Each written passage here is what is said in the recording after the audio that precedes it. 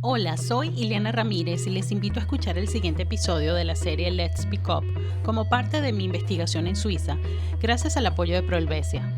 En esta oportunidad tenemos como invitada a Chus Martínez, una de las voces más influyentes del arte contemporáneo a nivel global.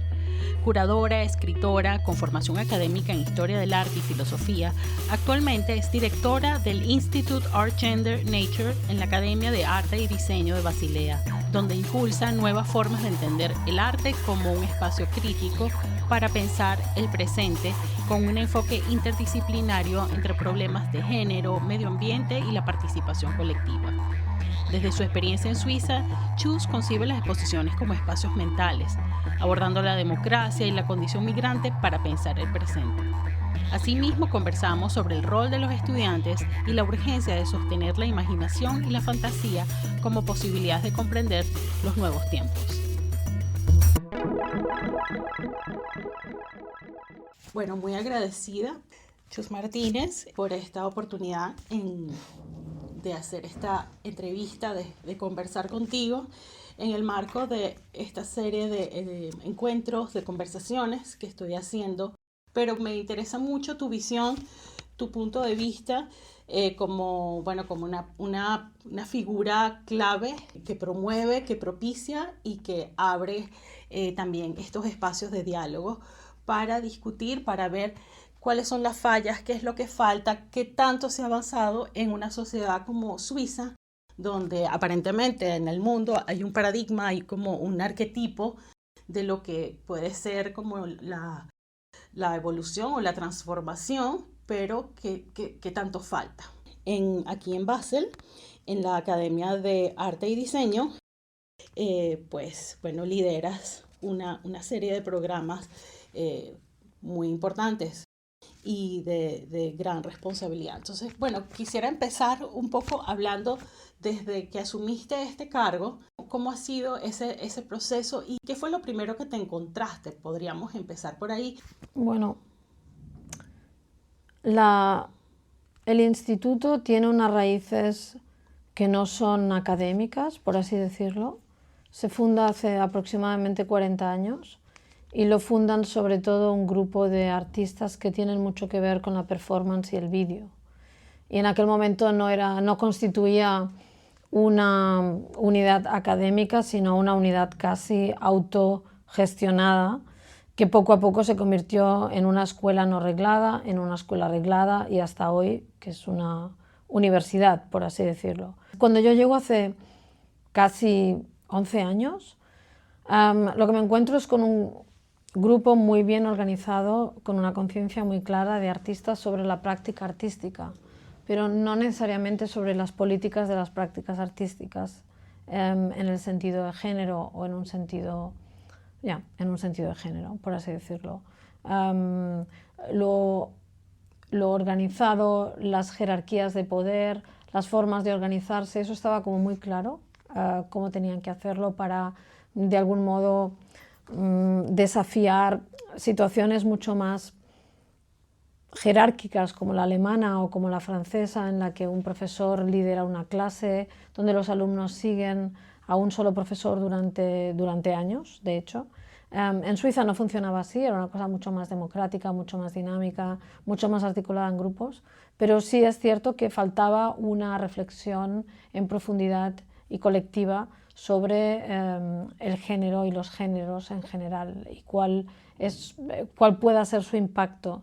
En Suiza no están muy acostumbrados o no estaban muy acostumbrados a pensar en eso, aunque es una sociedad absolutamente avanzada a nivel de organización política, donde la gente tiene un nivel de participación y hay un nivel de igualdad muy, muy grande en la participación democrática. Eso no necesariamente significa una progresión en los discursos y en las narrativas de género o políticas. Es una sociedad rural y es una sociedad eminentemente conservadora. En este sentido, había mucho por hacer, resumiendo. Justamente he escuchado varias conversaciones tuyas donde siempre el tema de la educación, el tema de la comunidad o de lo que has llamado cívico está en discusión. No sé si con esas palabras exactamente lo cívico, pero sí como romper esa pared, ¿no? De lo que es la educación y lo que es la sociedad, lo que es como la comunidad en general. Totalmente. Bueno, yo tengo una gran pasión por los programas públicos. Creo que crear una membrana osmótica entre las academias de arte y la sociedad es necesario. La gente tiene una idea de los museos y de los centros de arte y de las diferentes instituciones que se ocupan del arte contemporáneo como la parte pública, mientras que las academias o las instituciones diversas que se ocupan para la educación artística tienen un espacio como semipúblico o background, está como al otro lado del stage, ¿no? Hasta al otro lado del podio, por así decirlo. En este sentido, para mí era fundamental abrir nuestras discusiones al público y hacer además esas discusiones permeables a muchos artistas que ya no están estudiando, pero que necesitan de esas discusiones y que pueden contribuir a ellas y que además son partícipes de esos debates y de esas narrativas. En este sentido, empezamos en una serie de conferencias internacionales, los simposia, y empezamos una serie de podcasts, llevamos 100, empezamos una serie de art talks, creo que llevamos también 150, en las que intentamos no solamente hablar desde nosotros hacia nosotros, sino desde nosotros para muchas otras comunidades artísticas que nos rodean y que, como digo, son partícipes de esas narrativas y pueden enriquecerlas desde muchos puntos de vista. Ya que hablas de eso, también creo que es importante porque justamente el instituto tiene un nombre compuesto, digo yo compuesto, porque es Gender and Nature. Sí. También es observar la naturaleza como otro organismo que, bueno, que nos pertenece, que somos parte de él en esa coexistencia. Vivimos en una sociedad que está cargada de prácticas pragmáticas orientadas al instrumentalizar nuestro trabajo, nuestro tiempo, nuestra atención. Es súper importante entender que hay sustancias que son mucho más abstractas y darles una entidad y una presencia frente no solo a los artistas, sino todo el resto de la población, por así decirlo. Una de ellas es, por supuesto, la naturaleza, otra es la cuestión de género. Yo diría que en estos momentos también la tecnología. Es decir, ampliar el nombre del instituto es una forma de patentizar que las prácticas artísticas que conforman una sustancia, una forma de pensamiento, que tiene una presencia real y un impacto real en muchas otras prácticas sociales, pero también la naturaleza, pero también el género, pero también la tecnología. Es decir, a mí me encanta esa imagen de Totoro, la película de Estudio Ghibli, en la que se ve a Totoro sentado en la rama de un árbol con muchos otros amigos. Entonces, el arte está en esa rama, que es el instituto, sentado con sus amigos, naturaleza, género, tecnología, que realmente conforman una comunidad de entidades abstractas que luego se declinan en situaciones que son absolutamente pragmáticas. La tecnología para quién, la tecnología cómo, los porqués de esa tecnología, lo mismo con el género, lo mismo con la naturaleza. Es decir, cómo podemos pensar las cosas desde dentro de una situación artística y no como si fueran entidades que están fuera de la práctica artística, están dentro de ella, y eso me interesa mucho. Para mí es muy importante pensar que las exposiciones no son presentaciones. Durante siglos hemos pensado que las exposiciones son una especie como de rama patrimonial del arte contemporáneo donde se exponen obras para que la gente las vea. Entonces eso es una parte, por supuesto se exponen obras para que la gente las vea. Por supuesto que se presentan obras para que las obras tengan una presencia social. Eso es una parte. Pero la otra parte es que cada vez que las obras están juntas y se exponen, se crea como una cabeza. O sea, también podríamos pensar que las exposiciones son cabezas o espacios mentales. En este sentido, cada vez más hay ramas de la filosofía cognitiva que nos dicen que el verdadero pensamiento o el pensamiento no surge tanto de destilar ideas que son lineares, que van desde A, B, C y que entonces formas un argumento, sino que realmente funcionamos por absorción y que esa absorción tampoco es individual del todo, sino que es colectiva. Es decir, la presencia colectiva de un grupo de personas en una cabeza exposición ayuda a conformar una serie de pensamientos, de ideas, de nociones sobre las sustancias que se presentizan en esa exposición. El hecho de que en la última década y media o 2 décadas hayamos hecho hincapié en prácticas, por ejemplo, sobre la agencia de lo natural, que lo natural no es la otredad, sino que realmente tiene una agencia, tiene un pensamiento, tiene una forma de sentir, tiene una forma de actuar que es propia de sí misma, ha hecho que, por exposición a esa idea, nosotros seamos capaces de pensar en esa idea, de tener un pensamiento sobre una naturaleza con agencia. Y eso para mí es lo que las exposiciones son capaces de hacer. Es decir, uno puede tener una idea que es en abstracto y otra cosa es al tener una idea que aparece a través de los sentidos y con una presencia intuitiva muy fuerte en nuestra forma de percibir esas ideas, eso genera otro tipo de pensamiento. Cuando digo otro tipo de pensamiento significa otro tipo de lógica, otra forma de encarar las posibilidades de lo natural como capaz de tener una constitución, capaz de tener derechos, capaz de tener una agencia, capaz de sostener ideas políticas, narrativas políticas, capaz de sostener una idea de resistencia frente al extractivismo, por ejemplo, de los individuos humanos. Ese tipo de ideas hace 3 décadas eran difíciles de pensar, aunque incipientes en el pensamiento, y cada vez son más naturales. Cuando digo naturales, mucha gente a nivel de calle se ha familiarizado con estas ideas. Ya no es raro pensar que también su perro piensa, o también su gato piensa, o también el bosque piensa. Entonces, a ese nivel es muy, muy importante la contribución de las exposiciones. Y en este sentido considero que cuando nuestras cabezas cada vez están más pasivas y más reluctantes al pensamiento, tener la contribución de la cabeza exposición para mí es importante. Es como una especie de nuevo teatro entre mi cabeza pasiva y la cabeza exposición. Entonces esa especie de confluencia entre esas dos cabezas, el exoesqueleto exposición cabeza, me ayuda a pensar en una sociedad donde realmente se me ponen muchas trabas para que piense solo. Entonces el tener el nido exposición cabeza es importante para una persona que se siente muchas veces indefensa y absolutamente incapaz de pensar sola.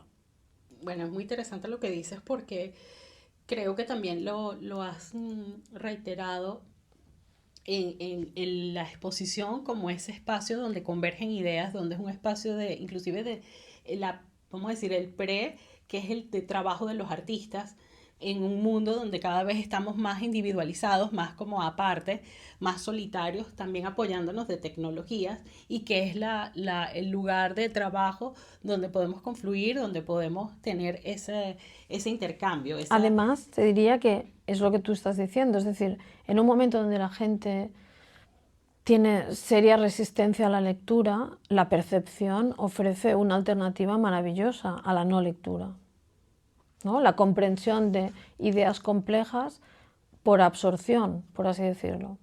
Hablabas de la poética del espacio y por eso de Bachelard en algún momento lo mencionaba, donde la resonancia o la reverberancia de lo que se dice puede ser no como una ilustración, pero más como un eco de percepción. Transitamos espacios cada vez más pequeños, más encogidos, más estrechitos, más oscuritos, más opacos. Entonces es súper importante que la gente se dé a sí misma el regalo de un gran espacio. Y a veces uno cree que tiene un espacio y todo el rato se habla de la gran imaginación y de la fantasía, pero cada vez más pequeño, porque pasamos del trabajo a la casa y a los problemas. Y cuando la gente habla de esta especie de nueva epidemia que es la ansiedad es la claustrofobia y el colapso total de la idea de autorrealización y de sentir un espacio mayor. Es decir, cuando uno dice qué feliz soy, normalmente es porque se siente en un espacio grande, con posibilidades, amplio. Y cuando ese espacio colapsa se convierte en un espacio que nos ahoga, ansiedad. En este sentido, yo creo que las exposiciones y el arte en general tienen una gran función, una función que está todavía incluso por explorar dentro de la explosión del espacio mental. Un espacio que está en las pantallitas, en los recuadritos, en los trabajitos, en los emailcitos, y todo es cada vez más reguladito. Hace unos días hablaba con un amigo del hecho de cuando yo tuve el primer ordenador de Apple, Apple permitía tener en cada uno de los folders un alias, con lo cual yo me acuerdo que mi desk del primer ordenador estaba lleno de bichos, porque había puesto en cada folder un animalito para acordarme, y que lo que yo veía no era un folder, no era una carpeta, pero que la llegada de Microsoft hizo que incluso dentro de mi propio desk, esa imaginación, digamos, forestal, quedara reducida a la imaginación de oficinista. Entonces es súper interesante cómo hemos reducido los espacios en lugar de ampliarlos. Y hablamos de ampliación cuando ya estamos al borde de su máximo colapso, con lo cual es importantísimo, porque ninguna de estas herramientas que nos rodean tienen nada que ver con la creatividad, aunque se llamen a sí mismas creativas. Lo único creativo aquí, señores, es el arte. Hace un par de semanas hubo un simposio se llamó Transmitir para Transformar. Sí. Y hablaba un poco también lo has comentado sobre la democracia o el sentido democrático, el sentido de participación, ya un poco lo has dicho. Pero ¿qué riesgos hay en esa participación, en esa democracia, en cuanto a corrientes de pensamiento? Porque siempre hay un espacio, hay un margen de riesgo, ¿no? Ya, pero en la democracia no hay riesgos. Los hay, pero amenazas, perdón. Bueno. Amenazas puede haber 1000, pero yo soy de la creencia que, por ejemplo, el modelo suizo es muy interesante. La democracia directa, cuando uno puede realmente decidir y tiene más poder para decidir, y no es tanto la democracia representativa, es más moderado. Es decir, cuando realmente nos hemos acostumbrado a decidir de una forma continua, somos mucho más moderados que lo que decimos cuando amonestamos. Es decir, en la democracia representativa la amonestación para mí es muchísimo más intensa que en la democracia directa. Cuando uno, digamos, quiere amonestar algo o quiere radicalizar alguna de sus propuestas, cuando se vota cada 4 años se radicaliza ese sentimiento de una forma más clara que cuando se vota constantemente, que igual sí que digo que lo voy a hacer, pero no lo hago. Es decir, yo creo que la gente es mucho más moderada cuando la responsabilidad está diluida en el espacio de la continuidad del votante, que es todo el rato, como en este país. Votarlo todo el tiempo es importantísimo. Y creo que es importante ver que no hay que tener ningún miedo a los votantes, pero es cierto que hay que encarar algunas de sus amenazas, algunas de sus intenciones. O sea, hay una intención de amonestar, hay una intención del mal común. Como existe el bien común, también existe el mal común. Existe la mala hostia y existe la posibilidad de hundir el barco con todos dentro. Ese tipo de pulsiones nihilistas existen, pero no hace falta más que afrontarlas. Es decir, la cuestión es, hablemos del tema, es decir, ¿por qué tienes esa especie como de intención de hundir el barco? En las últimas estadísticas nos muestran que la mayoría de los jóvenes son de derechas y que tienen ideas mucho más radicales de derechas que la gente que ahora tiene 60 y 70 años. Es súper interesante ver por qué ellos creen que su espacio está colapsado y la única oportunidad que les queda, una especie de autoritarismo que tal vez les devuelva una idea de confianza que en estos momentos no tienen. O sea, no tener confianza en el sistema progresivo es algo que debemos estudiar los que creemos en sistemas progresivos y no en autoritarismos. Pero en lugar de decir, bueno, esta gente no tiene idea de lo que dice, creo que es más complicado que eso. Y un punto importante, porque bueno, también es parte de estas entrevistas que estoy haciendo, de estas conversaciones, y porque yo soy una persona extranjera, me interesa también tu opinión sobre las personas que son migrantes, que estudian o trabajan. ¿Cómo es esa consideración, vamos a decir, en el campo de la academia, en el campo de la educación o del arte mismo? Bueno, no puedo pensar desde ningún otro punto que el desde la migración, es decir, no, mi ADN es migrante, o sea, no solamente porque yo haya venido aquí, sino porque toda mi familia ha sido una familia producto de la migración desde 3 generaciones. Nadie ha podido sostenerse quedándose en casa. En este sentido, la migración ha constituido una forma de pensar que para nada me victimiza, pero sí me hace consciente de que mi pertenencia es siempre relativa y de que mi posibilidad de asimilación es escasa. Entonces, teniendo eso en el punto de vista, intento ayudar.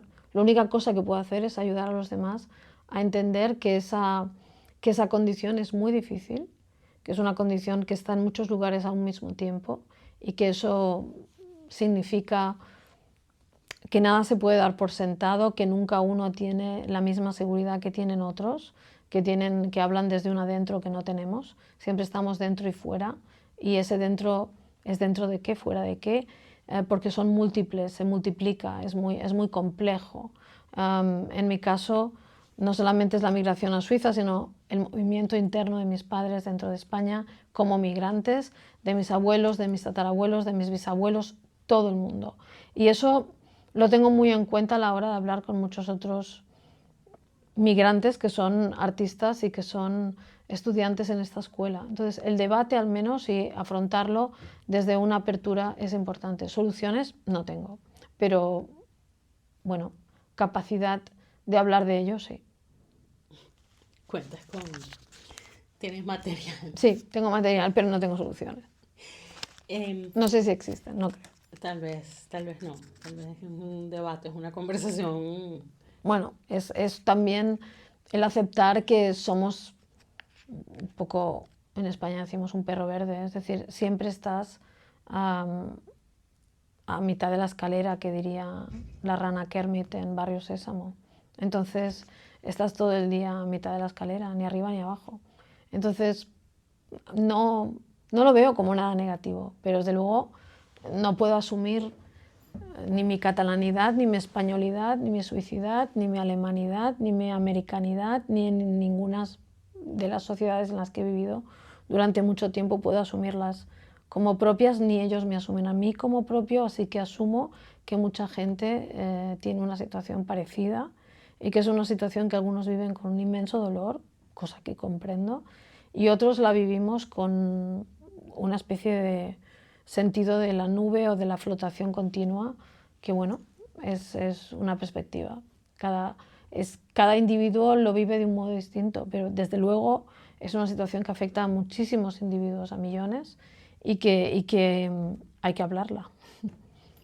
Algo de tu parte creo que también ha sido un motor como para ampliar esa diversidad, como para un poco abrir dar espacio, una rendija en esta escuela de arte, en este instituto, invitando o estimulando a personas que no son propiamente de Suiza, sino también de otros países, y eso también a lo mejor va sensibilizando un poco el entorno, el contexto. Sí y no. O sea, yo lo hago porque no entiendo el mundo de otra manera y me rodeo de aquellos que tienen backgrounds similares por afinidad y porque creo que el arte es imposible desde la monocultura y creo que la internacionalidad está en peligro y que hay mucha gente que cree en una especie de renacionalización y vuelta a ideas esencialistas de la identidad y del Estado-nación que no comparto, con lo cual las contesto desde mi práctica, pero no necesariamente puedo decir que haya una mayor comprensión de la complejidad. De este modo, también es complejo entender lo que es Suiza. O sea, entiendo que la incomprensión es buena. Creo que ese es o sea, no intento que me comprendan, ni intento comprender mucho. La coexistencia no solamente está basada en el diálogo y la comprensión, creo que está basada en una gran generosidad que va más allá de la comprensión. Y si esa generosidad existe, aunque la comprensión exacta y precisa no exista o no se dé, la posibilidad de coexistencia puede darse. Ya para terminar, Chus, me gustaría, bueno, que compartieras cuáles son esas, uno, ¿qué te preocupa en estos debates del arte? Si hay temas que recientemente o que vienes ya como un poco considerando y son como temas que quieres profundizar. ¿Y qué te ilusiona? ¿Qué te entusiasma en estos momentos? Esas dos preguntas ya como para cerrar. Bueno, me preocupa la posibilidad de que sepamos hacer una estrategia o definir estrategias en las cuales podamos tener un nivel de acción mucho más presente y directo en los barrios, en la calle. O sea, estoy obsesionada con esa idea. ¿Cómo hacerlo? No lo sé. Tengo miles de posibilidades en la cabeza, pero sueño más con la calle y con el barrio que con el museo y con el cubo blanco, que me interesa, pero es más relativo. Lo que me hace ilusión, los estudiantes, me hacen un montón de ilusión, mucha. Molan mil.